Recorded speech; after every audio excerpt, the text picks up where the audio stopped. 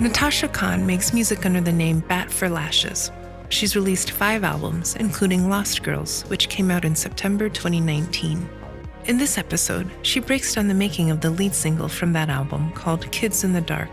But just before she started writing it, she wasn't sure if she would make another album at all. Let's take it down to where the loving starts, where we're just kids in the dark.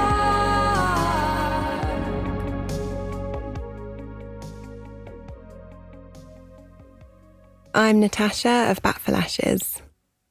I had been living in LA for 6 months and I moved from London and basically decided that I was never going to make an album again. I'd come off a 10-year major label deal and was feeling a bit cynical and fed up, and I just decided to move to sunny California to pursue script writing.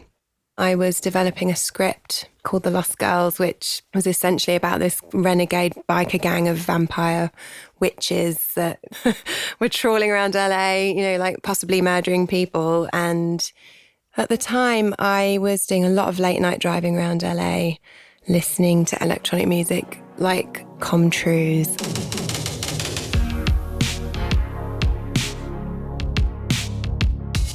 I was driving to Death Valley, Joshua Tree, up to the Sequoias, just sort of absorbing these pastel sunsets, feet on the dashboard, hands out the window. And I was just imagining this biker gang of witchy girls that come from the desert and what it might feel like if I saw them following me on bikes or creeping in my yard, or if I bumped into them in the Hollywood Forever Cemetery or something. And also, I was falling in love at the time and falling in love with LA. So it was a sort of a heightened romantic time of freedom for me, where I had really no expectations of ever making music again.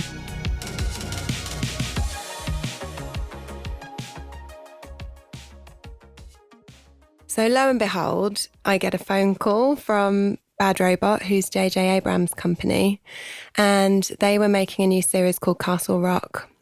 We got together and their sort of brief was, look, we're making a Stephen King series. Can you write a song that sounds like it's from any era, but just that it would have like an identity of being from a specific era? Sort of like they could be long lost hits that for some reason no one ever heard, or, something like that. And Bad Robot weren't aware of the fact that I was writing this script and had been gathering all this inspiration and information. They just wanted me to come and write a song for their TV show. But I guess synchronicity or coincidence, it just worked out that the decade of the 80s just felt so natural, and it almost felt like the soundtrack to this film that I'd been thinking about so much. And I've learned through my career and sort of over the years of doing this to say yes to things, because sometimes it's almost like the universe orchestrates meetings and opportunities and people. And when I started making the music, I didn't even realise I would ever make an album, but I guess I was ready, whether that was conscious or not. They asked me to go in and work with their music producer who covers all the film music and stuff, Charles Scott, who I ended up making this record with, essentially. I'd never met Charles before and he'd never met me. And, you never know how those things are going to go. But I think we quickly realised that we bonded and gelled over a lot of touchstone artists of that era. That whole kind of new wave, lost romantic 80s era. And so he was like, oh, well, let's get the Prophet out. And I started to play this chord sequence on quite a soft sound.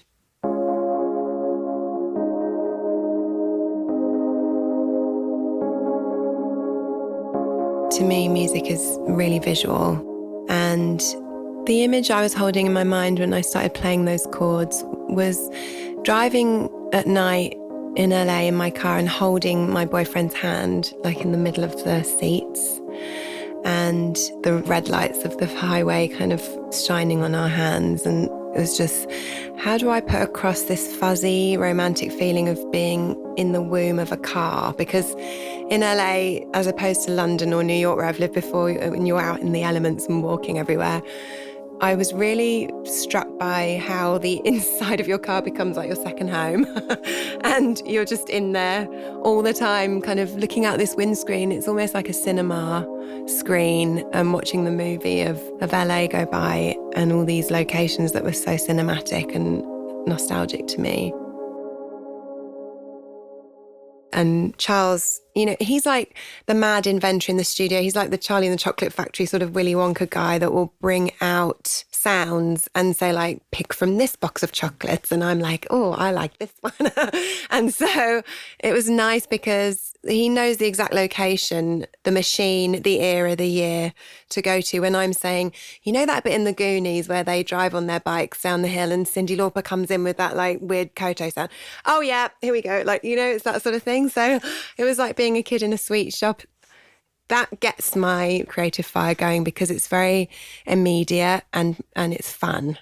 You're not like poring over ideas and stressing about anything. I was speaking a bit about driving around LA and how this sort of like deep electronic, fuzzy, sexy sound was something that had been on my mind. And Charles helped me get this kind of deep, sort of squelchy bass sound.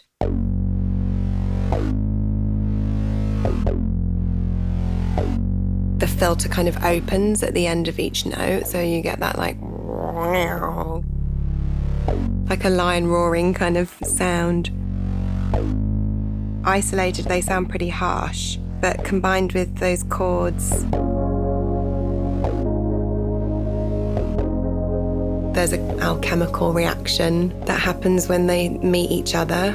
It gives you that fuzzy television snow kind of feeling where waves are kind of working against each other.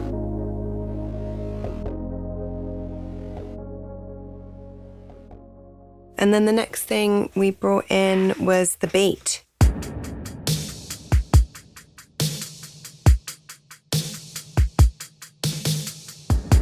I love my drum sounds to have something elemental.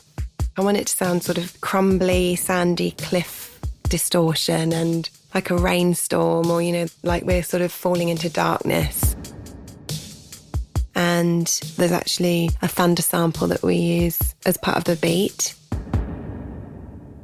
This song is so womb-like in its sound to me, and it's so vibrational, and it's almost this place sonically that I wanted to go to that was this protective layer, this cave or, this sonic egg or something that I wanted to be inside. And someone said once, like, storm makes sense of shelter, like you only really know you're sheltered when you can hear the storm outside.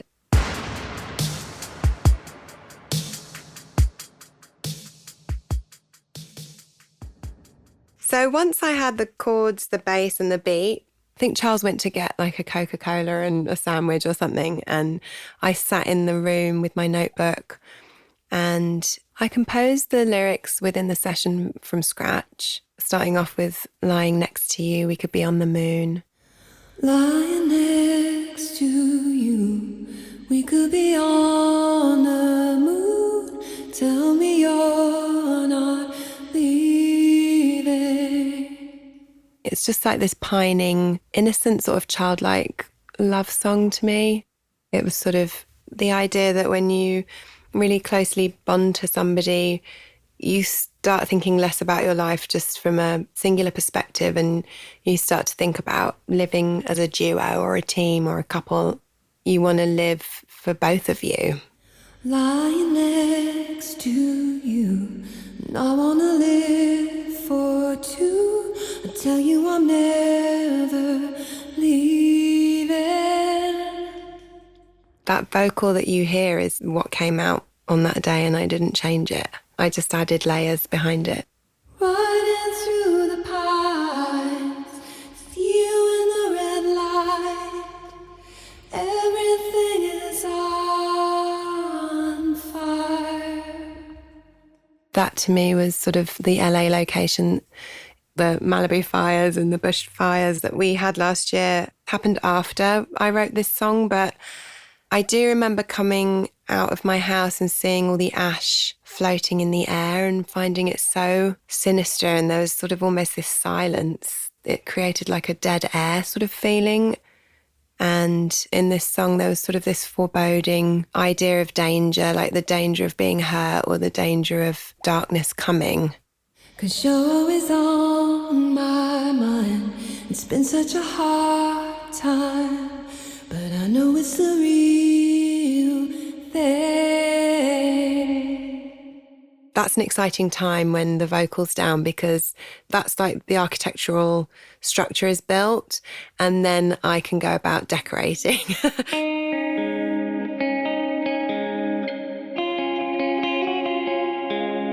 Charles is a great guitar player, and so he was kind of in charge of a lot of the guitar stuff. And we both discussed that we wanted that sort of early 80s new wave guitar sound. You know, that thing people did a lot, which was really holding the strings down and using that percussive kind of muted electric guitar sound, which to me brings up a lot of romance. When I was a kid growing up in England, it sounded like American highways and dusty roadside bars and gals and guys like dancing around playing music out the jukebox or something, you know, like I guess maybe I was just a teenager and really hormonal and had major crushes on people and would listen to those sorts of songs at night on my own and be like, my heart hurts. So in the very beginning, there's sort of this siren. It sounds like a siren call.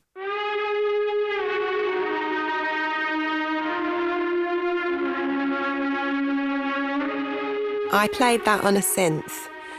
It was like a distorted synthetic cello sound. To me, it sounds like driving down Mulholland Drive and the car's like winding around roads, trails of lights are going past you. It's sort of this careening, almost off the edge of a road sound.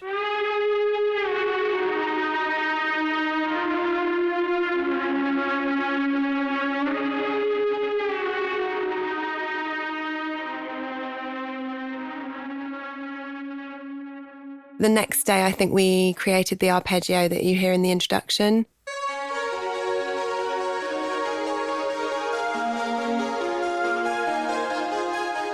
To me, the arpeggiator, even though it came later, it sort of is like the trademark of the song. It's the sound that I love to hear the most. Charles had been fiddling around with some different arpeggios, and suddenly on top of these quite robust architectural sounds, there started to grow this idea of, okay, this is layers of washes. Sometimes I liken it to a painting.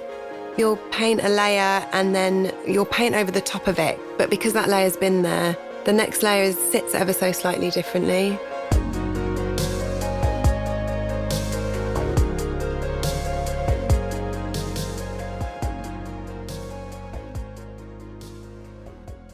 Kids in the Dark came about in one day. You know, when you see Bambi deers being born, they just stand upright immediately.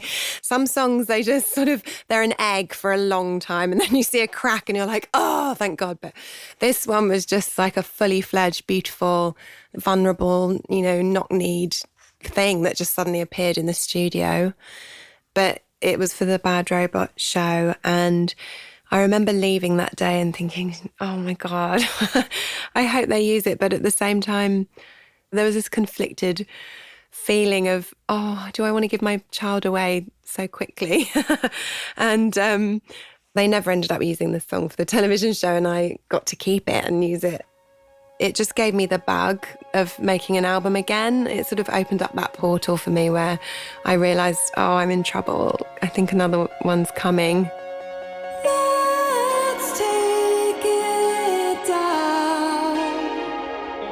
To the heart, let's take it down where the loving starts, where we're just kids in the dark. The idea of the chorus for me was, I was realising that, like all relationships, this relationship was complex and was going to probably be difficult. And the Kids in the Dark thing, the motif for me was, I remember someone saying, you know, when you watch anybody sleeping, You see that these people were children once and they were innocent once, and in dreams we're all just kind of these soft breathing beings, like in our unconsciousness. So the chorus for me was very much about stripping away all of the angst or the worries or whatever your heart is going through at the time, and just look at the child within each of you. You could just be little children lying in the dark playing. Why can't it be that simple?